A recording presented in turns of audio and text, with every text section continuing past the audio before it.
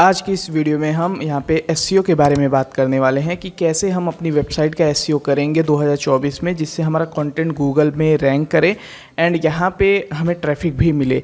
देखो पहले क्या है, एसईओ पहले दूसरे तरीके से लोग करते थे एंड अभी के टाइम में एसईओ बहुत ही ज़्यादा यहाँ पे इम्प्रूव हुआ है। बेसिकली बोले तो पहले लोग कुछ भी लिखते थे तो रैंक करता था एंड यहाँ पे अपडेट्स भी गूगल की तरफ से बहुत कम आते थे पहले, लेकिन अभी के टाइम पे साल में इतने अपडेट्स आ रहे हैं कि हर महीने कोई ना कोई अपडेट्स बेसिकली गूगल यहाँ पे ला रहा है।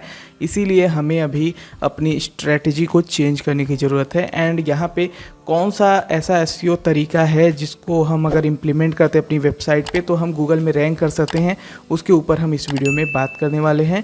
एंड डेफिनेटली ये वीडियो आपके लिए बहुत ही ज़्यादा इंपॉर्टेंट है, चाहे आपकी वेबसाइट ब्लॉग वाली हो, जैसे आप आर्टिकल वगैरह लिखते हो, चाहे आप एफिलिएट करते हो, चाहे आप यहाँ आपका कोई बिजनेस वेबसाइट है जिस पे आप प्रोडक्ट वगैरह सेलिंग करते हो।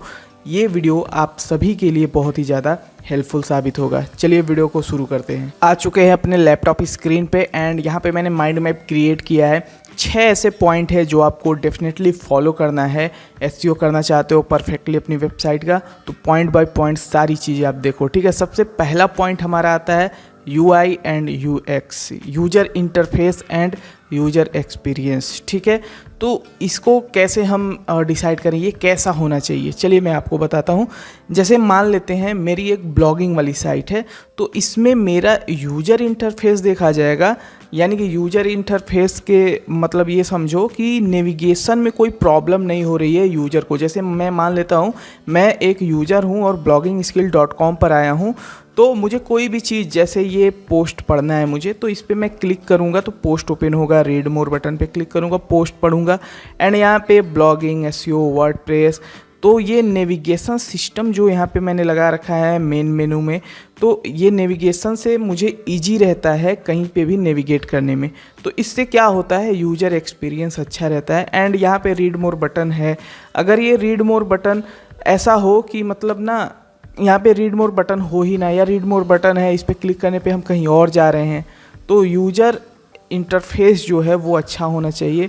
एक्सपीरियंस की बात करें, जैसे कि नेविगेशन सिस्टम अगर आपका अच्छा है, जैसे मेन मेनू आपने लगाया है, यहाँ पे सर्च कर सकता है यूजर आके एंड यहाँ पे हमारा लोगो है, कोई क्लिक करके लोगो पे होम पे जा सकता है। एंड यहाँ पे नीचे की तरफ देखो तो कैटेगरीज यहाँ पे मैंने दे दी हैं, जिस कैटेगरी में लोगों को पढ़ना है वो इस पर क्लिक करके पढ़ सकते हैं, वो अपने टॉपिक से रिलेटेड यहाँ पे नेविगेट कर पा रहे हैं। यानी कि और उसके बाद यहाँ पे ट्रेंडिंग पोस्ट कौन कौन से चल रहे हैं ये वहाँ पे देखेंगे। एंड नीचे की तरफ आए तो वेबसाइट के बारे में है, कैटेगरीज यहाँ से एक्सेस कर सकते हैं, क्विक लिंक्स, डिस्क्लेमर, ये इंपॉर्टेंट पेजेस, ये सारी चीज़ें जो है ना यूजर को मतलब सब कुछ दिखा रहा है एक ही जगह पर, ठीक है। अब यहाँ से हमारे होम पेज से, ये जो हमारा वेबसाइट है, यहाँ से यूजर कोई भी पेज हमारा एक्सेस कर सकता है इजीली, ठीक है। वो यहाँ से सर्च भी कर सकता है एंड सब कुछ यहाँ से कर सकता है, सारी चीज़ें उसे यहाँ पे देखने को मिल रही हैं। तो ये यूजर इंटरफेस होता है। और यूजर एक्सपीरियंस की बात करें तो वेबसाइट का लुक ओवरऑल कैसा है। जैसे बहुत से लोग क्या होते हैं ना, यूजर एक्सपीरियंस पे ध्यान नहीं देते हैं। यूजर एक्सपीरियंस में जैसे कि आपकी वेबसाइट की स्पीड अच्छी होनी चाहिए एंड लुक अच्छा होना चाहिए। जब कोई बंदा इसे ओपन कर रहा है तो ऐसा ना हो कि उसे ओपन करने में भी समस्या हो रही है एंड यहाँ पे जब आपका कंटेंट ओपन हो रहा है तो ऐसे मतलब इधर उधर आपका लेआउट हो रहा है जिससे यूजर एक्सपीरियंस ख़राब हो रहा है, ठीक है। तो वो चीज़ें नहीं होनी चाहिए। मोबाइल में आपका अच्छी वेबसाइट मोबाइल वर्जन में अच्छे से ओपन होना चाहिए, आपका डेस्कटॉप में अच्छे से एकदम ओपन होना चाहिए। जिस तरह से हमारी ये साइट bloggingskill.com देखिए है, कुछ इस तरह से हम डिसाइड कर सकते हैं कि हमारा UX एंड UI कितना अच्छा है, ठीक है। तो ये बहुत ही ज़्यादा इम्पॉर्टेंट रोल प्ले करता है आपकी वेबसाइट को ग्रो करने में। एंड ये सारी चीज़ें देखो ना लॉन्ग टर्म में आपको हेल्प करती हैं, लंबे समय में आपको बहुत ज़्यादा हेल्प करती हैं। तो इसीलिए पहले से ही आप एक अच्छा डिज़ाइन, एक अच्छा यहाँ पे यूजर एक्सपीरियंस और यूजर इंटरफेस को इनेबल करो अपनी वेबसाइट पे, ताकि आपकी साइट एसईओ के पॉइंट ऑफ व्यू से काफ़ी अच्छा रहे, ठीक है। चलिए आते हैं अपने हम दूसरे पॉइंट पर। दूसरा हमारा पॉइंट है रैंक मैथ आपको सेटअप करना है। बहुत से लोग यहाँ पे ब्लॉगिंग शुरू करते हैं लेकिन वो रैंक मैथ को अच्छे से सेटअप नहीं कर पाते हैं। देखो आप बिजनेस वेबसाइट रन कर रहे हो तो रैंक मैथ प्रो या रैंक मैथ फ्री वर्जन आप यूज करते होगे, तो उसमें भी आपको अच्छे से सेटअप करना है, ठीक है। रैंक मैथ आप कैसे सेटअप कर सकते हो वो बता देता हूँ। मैंने यहाँ पे देखो 2-3 दिन पहले एक वीडियो बनाई थी, देखो 3 दिन पहले, कि यहाँ पे रैंक मैथ का स्टेप बाय स्टेप मैंने गाइड बताया है कि कैसे यहाँ पे एक एक चीज़ें आप रैंक मैथ के अंदर सेटअप कर सकते हो। और ये बिल्कुल फ्री वीडियो है, कोई भी मैंने यहाँ पे रैंक मैथ प्रो वर्जन वगैरह नहीं यहाँ पे सेटअप करके दिखाया है, मैंने बिल्कुल फ्री वर्जन वाला रैंक मैथ सेटअप करके दिखाया है। एंड यहाँ पे मैंने ये भी दिखाया है कि हमारा आर्टिकल इस फ्री प्लगइन के साथ भी गूगल के टॉप पोजीशन पर रैंक कर रहा है। तो ये वीडियो आप देख लेना, लिंक जो है आपको इस वीडियो के डिस्क्रिप्शन में मिल जाएगा, ठीक है। तो अब आते हैं अपने अगले पॉइंट पे। रैंक मैथ मैं मान लेता हूँ आप सेटअप कर लोगे। एंड यहाँ पे पॉइंट नंबर 3 हमारा होने वाला है, आपको सीखना है हाउ टू राइट आर्टिकल। देखो गूगल में रैंक करना है तो ये सारी चीज़ें सेटअप कर लिया आपने, अपना वेबसाइट का डिज़ाइन, लुक, ये सारी चीज़ें अच्छे कर ली, रैंक मैथ को सेटअप भी कर लिया, मान लेता हूँ गूगल सर्च कंसोल में साइट में वगैरह डाल दिया, ठीक है। लेकिन आपको पता ही नहीं है कि how to write article. Google में हम रैंक करना चाहते हैं तो हमें आर्टिकल लिखना सीखना होगा। अब आर्टिकल आप कैसे लिखोगे, देखो मैंने इसके ऊपर एक सीधा फंडा बताता हूँ। आप गूगल में जाना, एसईओ फ्रेंडली आर्टिकल कैसे लिखें, बहुत सारी वेबसाइटें आपको दिखेंगी, उन्हें आप पढ़ सकते हो। एंड यहाँ पे आपको रैंक करता हुआ एक और वेबसाइट दिखेगी, bloggingskill.com। एंड इसको जब आप ओपन करोगे ना तो आपको बहुत ही ज़्यादा गाइड मिल जाएगा कि कैसे आर्टिकल लिखेंगे ताकि हम गूगल में रैंक कर सके। देखो यहाँ पे मैंने ये आर्टिकल लिखा है एंड ये गूगल पे रैंक भी है, ठीक है, ऐसा नहीं है कि रैंक नहीं है, ये आर्टिकल रैंक भी है। एंड यहाँ पे आप देखो मैंने कैसे लिखा है, इंटरनल लिंकिंग वगैरह कैसे किया है, ठीक है, हेडिंग्स वगैरह, इमेजेस वगैरह मैंने कैसे लगाई हैं। तो ये सारी चीज़ें आपको देखनी है इसके अंदर। एंड फिर आपको यहाँ पे डिसाइड करना है। ये आर्टिकल जब आप पढ़ोगे ना, आप खुद यहाँ पे देखोगे कि ये आर्टिकल कैसे लिखा गया है, तो उस तरह से आपको आर्टिकल भी लिखना होगा और डेफिनेटली आपका आर्टिकल गूगल में रैंक होगा जब आप अच्छे से आर्टिकल लिखना सीख जाओगे। ये तो हो गई 3 पॉइंट ऐसे जो बेसिकली सबको करना होता है एंड ये बेसिक चीज़ें हैं। ये 3 चीज़ें ऐसी हैं जो बेसिक हैं।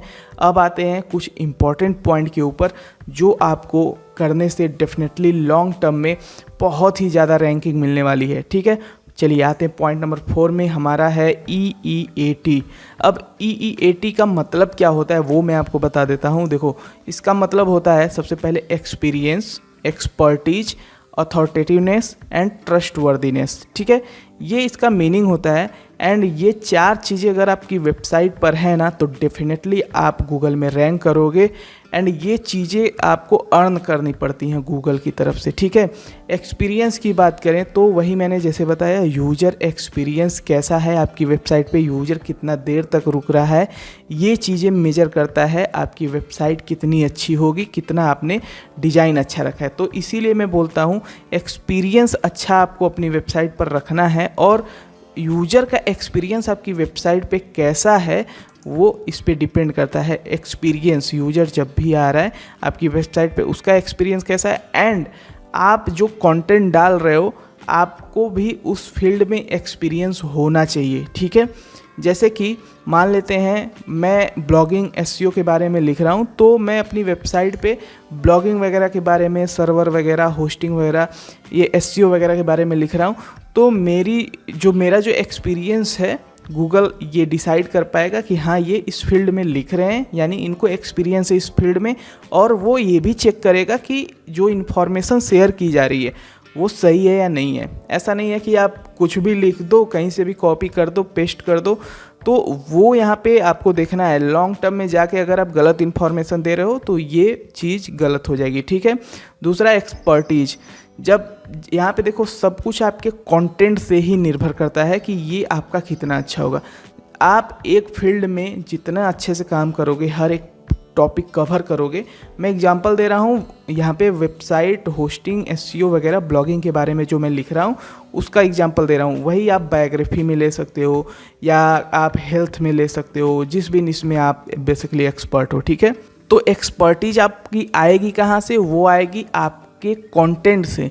गूगल कैसे डिसाइड करेगा कि भाई आप एक्सपर्ट हो, वो एक्सपर्ट आप कहाँ से होगे, वो होगे अपने कंटेंट से। गूगल देखेगा कि आपकी वेबसाइट पे कंटेंट कैसे हैं, आपका इन्फॉर्मेशन कैसा है, फिर वो एक्सपर्टीज आपका वहाँ पे नज़र आएगा, तो गूगल आपको इसमें भी पास करेगा। ठीक है, उसके बाद अथॉरिटेटिवनेस, आपकी अथॉरिटी बनने लगेगी जब आपका कंटेंट धीरे धीरे गूगल समझ जाएगा कि हाँ भाई ये हेल्थ में, ब्लॉगिंग में सारी चीज़ें यहाँ पे कवर कर रहा है अपनी वेबसाइट के अंदर, तो वो धीरे धीरे अथॉरिटी भी बना देता है एंड आपकी वेबसाइट पे वो ट्रस्ट भी करने लगता है।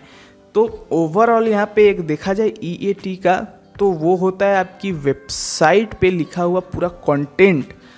जितना आप क्वालिटी इन्फॉर्मेशन दोगे तो आपका EAT जो है, EEAT, वो आपका इम्प्रूव हो जाएगा। एंड मैं एक चीज़ और बोलूँगा, अगर आप अलग अलग कंटेंट लिखने लगोगे, जैसे ब्लॉगिंग भी लिख रहे हो, हेल्थ भी लिख रहे हो, उसके बाद आप अर्न मनी ऑनलाइन भी लिख रहे हो, तो आपकी अथॉरिटी बनने में बहुत ही मुश्किल हो जाएगी एंड ये आपको नहीं करना है। आप जो भी वेबसाइट अभी के टाइम पे शुरू कर रहे हो उसमें है आप एक पर्टिकुलर निश को सिलेक्ट करो एंड उसी पे काम करो। ठीक है, तो ये EAT जो है ये बहुत ही इम्पॉर्टेंट है और ये आपका फिक्स होगा आपके कंटेंट से, कंटेंट की क्वालिटी से।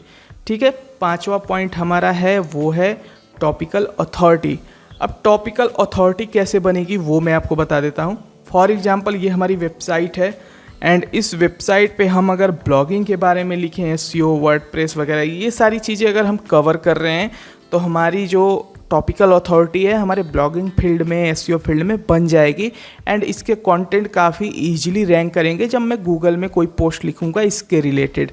एंड यहीं पे अगर मैं अर्न मनी ऑनलाइन भी लिख रहा हूँ तो अर्न मनी ऑनलाइन में मुझे रैंक करने में समस्या होगी, क्योंकि अर्न मनी ऑनलाइन में मेरी टॉपिकल अथॉरिटी नहीं बन पाएगी। यानी कि जैसे कि देखो यहाँ पे बहुत सारे हमारे यहाँ पे कैटेगरीज बने हुए हैं एंड बहुत सारे कैटेगरीज में यहाँ पे आर्टिकल जा रही हैं, तो इससे हमें समस्या ये होगी कि गूगल डिसाइड नहीं कर पाएगा कि इन्हें टॉपिकल अथॉरिटी किस चीज़ में देना है, ब्लॉगिंग में देना है, अर्न मनी ऑनलाइन में देना है, यहाँ पे यूट्यूब में देना है, SEO में देना है, लोन ऐप्स में देना है, इन्वेस्टमेंट में देना है, वो कंफ्यूज हो जाएगा। तो इसीलिए आपको करना क्या है, आपको एक पर्टिकुलर निश पे काम करना है एंड उसी के अराउंड ही आपको बेसिकली अपना पूरा कंटेंट प्रोड्यूस करना है, पब्लिश करना है। तो इससे आपकी टॉपिकल अथॉरिटी बनेगी और कुछ टाइम में आप देखोगे कि आप कोई भी कंटेंट उससे रिलेटेड लिख रहे हो तो वो गूगल में रैंक करेगा। तो ये चीज़ें हैं जो अभी 2024 में वर्क कर रही हैं, SEO दैट वर्क्स इन 2024। ठीक है, लास्ट हमारा पॉइंट है बैकलिंक्स। बैकलिंक्स देखो हमेशा से बहुत ही इंपॉर्टेंट रैंकिंग फैक्टर रहा है एंड ये बैकलिंक्स आप बनाना है ना तो आपको अपने पर्टिकुलर निश से रिलेटेड ही बनाना है। जैसे मैं ब्लॉगिंग स्किल पे ब्लॉगिंग के बारे में लिख रहा हूँ तो मैं सर्च करूँगा भाई ब्लॉगिंग से रिलेटेड कितनी वेबसाइटें हैं जो ब्लॉगिंग के बारे में लिख रहे हैं, SEO के बारे में लिख रहे हैं, हमें उनकी वेबसाइट से यहाँ पे बेसिकली बैकलिंक्स बनाना है एंड वहाँ से जब मुझे बैकलिंक्स मिलेगा तो हमारा कंटेंट लॉन्ग टर्म में चल के बहुत ही ज़्यादा यहाँ पे ग्रो करेगा, रैंक करेगा गूगल में।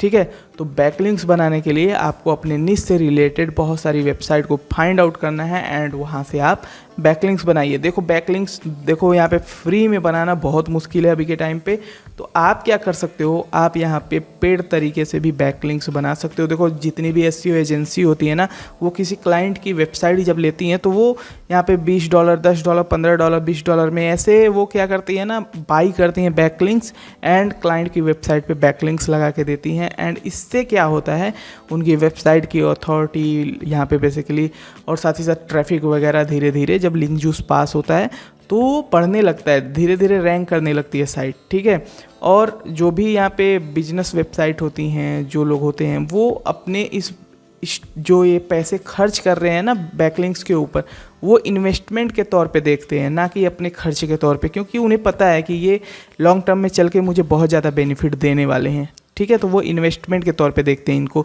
तो आप भी इस पॉइंट को, सारी चीज़ें जो मैंने बताई इसे फॉलो करिए एंड डेफिनेटली आपको ग्रोथ मिलेगी। एंड अगर आपको blogging, SEO, make money online से रिलेटेड कंटेंट देखना है, मेक श्योर इस चैनल को ज़रूर फॉलो करिए, सब्सक्राइब करिए और इस वीडियो को लाइक करिए। कमेंट में जो भी डाउट है कमेंट करके पूछ लीजिए। धन्यवाद।